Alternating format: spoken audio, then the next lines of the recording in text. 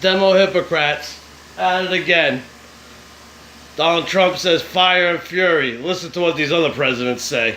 Media attacking the president, who are also jacking up this claim that the president's driving us into a war, keep pushing the same narrative that the last three presidents have all been very careful to use diplomatic language with North Korea, and that this is a big shift. What many of those critics are failing to mention are two key facts. One, careful diplomatic language was used by the last three American presidents sometimes as North Korea kept passing various nuclear thresholds. And now Secondly, they have nukes. The last three presidents also at times used very stark language themselves about the possibility of the U.S. blowing North Korea to smithereens. And there was little or no criticism of those comments that we have, yes, on tape. Oh, we got him.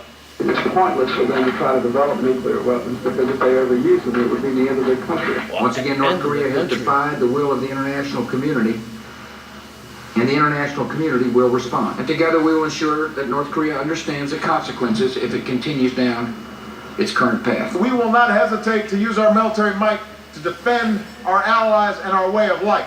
We could obviously destroy North Korea with our arsenals. Then there's Hillary Clinton, who of course served as Secretary of State for 4 years as North Korea edged closer to getting nuclear weapons that could reach the United States. Last September, as Kim Jong-un conducted a nuclear test in the waning days of the presidential campaign, Clinton released a statement trying to show her own toughness, declaring, quote, "This constitutes a direct threat to the United States, and we cannot and will never accept this." Now, Clinton said the answer was tough new sanctions to deal with North Korea. That has not really proven to be true over the years. President Trump, as a candidate, meanwhile, vowed that he would he used the word force China to deal with this for the U.S. Let's just go back, because we got to show this one more thing.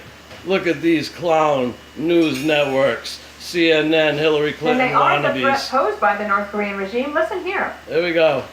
President Trump sounds more like a North Korean leader, unfortunately, than an American leader. It used to be that we looked at the North Koreans and said, you know, those are the nuts with nukes. But now it looks a little bit like we have our own nut with nukes. Who is that? It's the first time that the dangerous apocalyptic statements of the North Korean regime have been met by dangerous apocalyptic statements by the President of the United States. They are threatening to bomb us. Bluster from an American president to another world leader. So that last line stuck with us. Is this kind of strong language? In fact, unprecedented.